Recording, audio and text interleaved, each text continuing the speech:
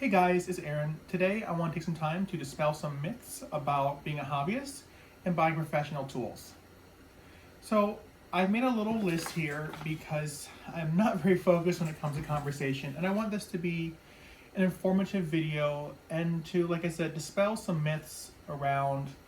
Well, let's talk about this. There are basically three level of tools. There's hobbyist, prosumer, and professional. So basically you have your lower level, middle, and top range. Now before we dive into this, I want to say something really important. I do not think that you should get anything that is beyond your means. That being said, what you choose to do with your money is your choice. But I'm certainly not advocating for everyone to go out and buy the best that they can get that's beyond their budget. I do say it's good to buy the best you can get if it's something that you can afford. But let's take a moment to define, again, these words: hobbyist, prosumer, professional, what they even mean. So we know that hobbyist, when it refers to a person, is, well, it's something that you do on the side for fun, maybe make some money, but it's not your living. Professional, that is the case. I'm a professional photographer by trade. That is where I make my money. And I have different considerations as a professional photographer when it comes to cameras than an amateur or a hobbyist would. So I'm going to talk on the hobbyist side of woodworking, but I'm going to insert some of my own professional experience from the photography world. So when it comes to different levels, typically the hobbyist type of gear or equipment, there's a couple categories. First of all, we have durability, we have quality, efficiency in terms of how quickly can you get the job done with it. We have warranty and service, and we have features. So with the hobbyist level equipment, again, usually less durability, less quality, efficiency, warranty, features, so on. And then obviously professional, it's usually going to be the highest level of those things. Now, as you can see here in front of me, I've got Rigid, Festool, Milwaukee, DeWalt, Craig Jigs, I've got a Domino, and that's divisive, but we're going to dive into why I got those things. But first, let's talk about the arguments against getting high-end tools.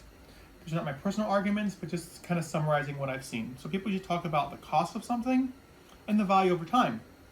So obviously, a Festool sander is one of the more expensive sanders. But believe it or not, it's maybe only $100 more than, say, a DeWalt or Milwaukee. So the cost may not be as big a deal, but typically, with that hobbyist or prosumer level, you're going to be paying a bit less money. And then there's the value over time. So as a professional photographer, it's kind of ironic, and you may be a little surprised that I don't shoot as much as people think I shoot. I shoot mainly on the weekends.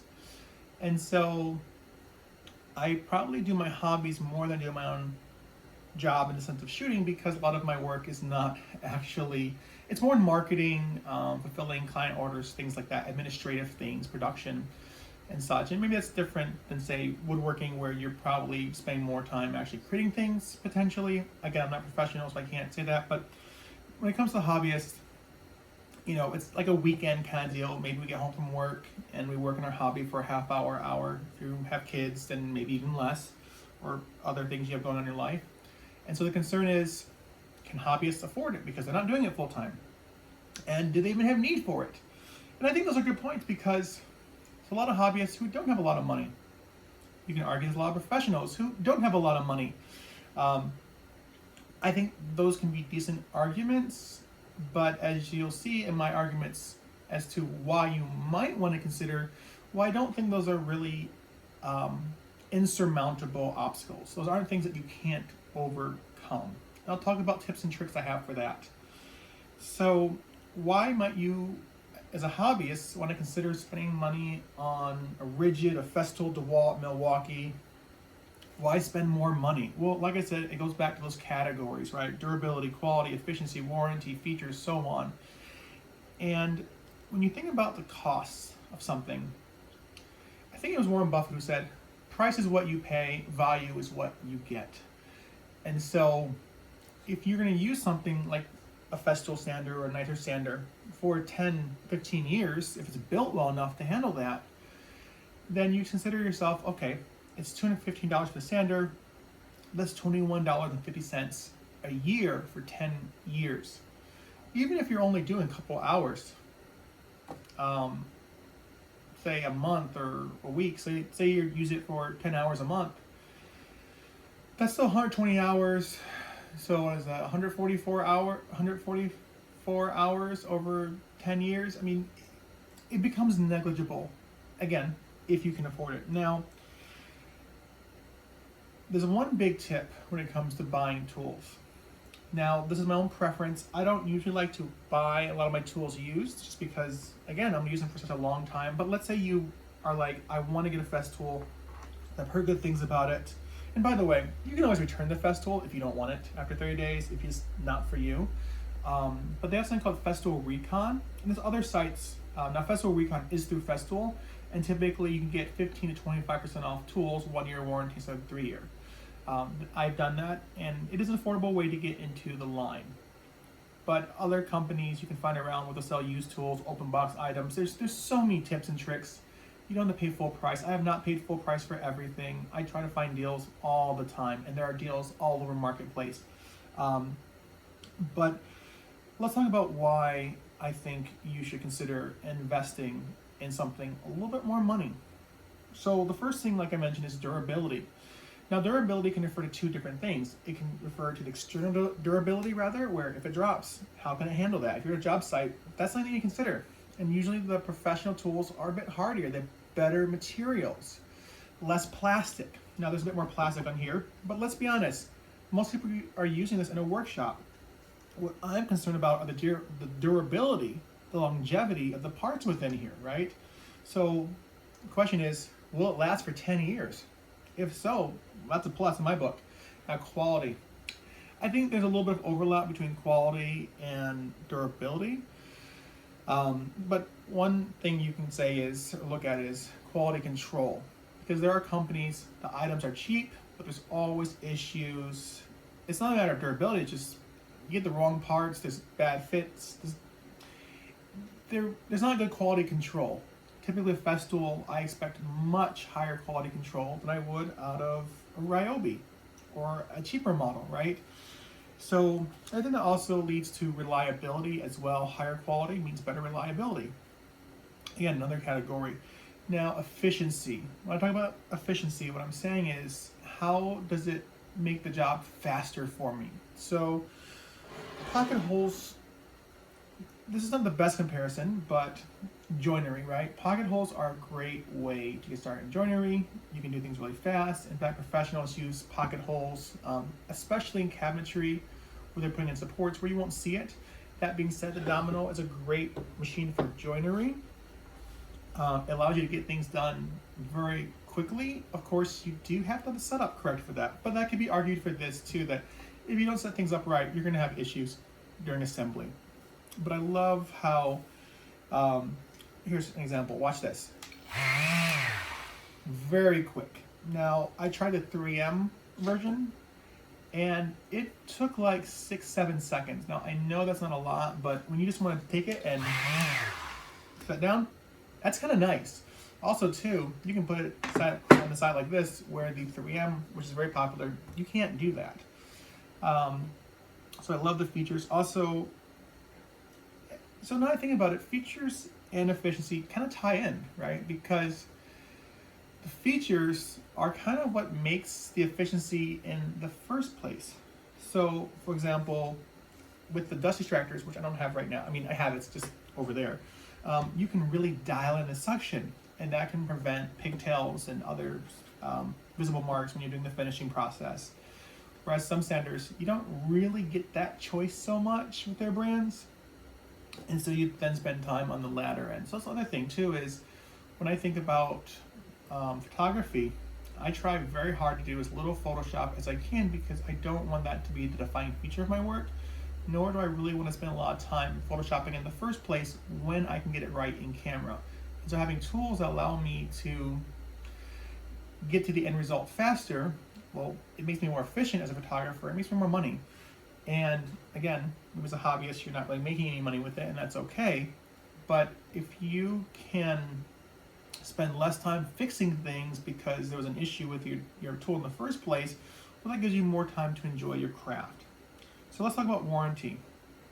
Now with warranties, there's some variability, and if we look at the rigid here, people can get a little confused. Lifetime service agreement is not lifetime warranty. What lifetime service agreement means is that they will fix it for as long as you own the tool. Now, there's a little caveat with that is you need to find a place that can actually fix the tool, and who knows if they'll break their agreement in the future. Now, with Festool, for example, you get a 3-year warranty, and they're coming out with a subscription service, I think $100, $200 a year, that will actually extend it from being a 3-year to 4 or 5 years, depending on the levels that you can go with. Again, that's not out yet, but it's coming out. So 5 years on a tool is pretty nice, plus they actually pay for shipping. Can't beat that. I don't remember the Milwaukee. I think it's like a year or two. DeWalt, kind of similar. So that's the thing is, you don't always get more warranty just because you paid more money. I have a $1,000 planer, lunchbox style, and it comes to 1 year. The saw stop that I have, the little CTS version, that's $900, only came with a year. So, but again, it's more of the budget line of the saw stop, so that's not totally surprising for them to meet that price point. But it's consideration that, hey, if I spend more, I'll be taken care of if anything does happen to that tool, because repairs can get expensive quickly. So let's summarize real quick. So why not to get high-end tools? Well, like I said, if you're not going to use it very much, then don't waste your money. If you don't have the money, well, don't spend the money. Again, if you want to go in debt, that's your problem. I've been there. Don't recommend it. So those are considerations of why not to buy it. Why to buy it? Generally, you get better durability, better quality of parts, allows you to get the job done faster, which means that you have more time to do what you want to do. Usually a better warranty, and then kind of tying back to the whole efficiency are features. So let me talk about that real quick, because I didn't really speak much about that for the most part. So let's compare these two together. Let's say, for example, you're tie torque and you go, oh, right? I mean, that was a little bit dramatic, but let's say it twists real quick. This will actually sense that motion and stop. This, you're just gonna twist your wrist. This has Bluetooth in the battery. This doesn't. Why might you want Bluetooth? Well, if you're doing pocket holes, you can have the dust extractor connected to it, and then every time you drill, it turns it on. That way you don't have to manually do it, and that saves time, and it's convenience. Also too, you're gonna have 1, 2, 3, 4 gearboxes. Again, this is the mid-range, you only have 2. Plus, this has the same chuck, and then this can switch to.